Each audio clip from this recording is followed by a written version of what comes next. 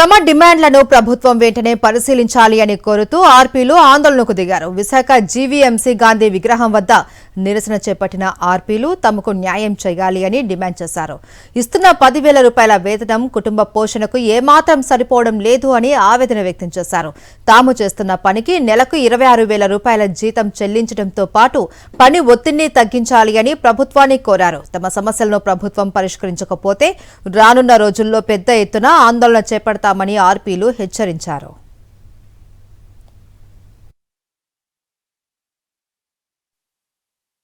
రెండు 2019లో మాకు జీతాలు 8,000 గవర్నమెంట్ నుంచి, అలాగే మా ఎస్ఎల్ఎఫ్ నుంచి 2,000, 10,000 జీతం మాకు పెట్టారండి. అలాగే 2026లో ఇప్పటికీ మాకు అదే జీతం. ఆ జీతం కూడా మాకు మా పర్సనల్ అకౌంట్లకు వేయాలని మేము డిమాండ్ చేస్తున్నాము. అలాగే మాకు ఆ జీతాలు కూడా, వేసిన జీతాలు కూడా మాకు సక్రమంగా ప్రతి నెల రావండి. 5 నెలలకి 6 నెలలకి ఒకసారి వస్తాయి. మేము ఇంత పని ఒత్తిడిని మేము ఎదుర్కొంటూ మేము గవర్నమెంట్కి ఇంత చేసినా సరే మాకు జీతాలు అనేవి సక్రమంగా లేవు.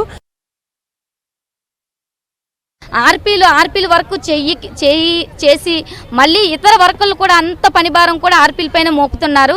సచివాలయం వాళ్ళు ఏ పని అయితే చేయాలో ఆ పనులు కూడా తెచ్చి ఆర్పీలకే ఆపాదించి ఈ పని భారం అంతా ఆర్పీలమే మోపి వాళ్ళకి అనకూడదు కానీ ఆరోగ్య సమస్యలన్నీ తలెత్తుతున్నాయండి.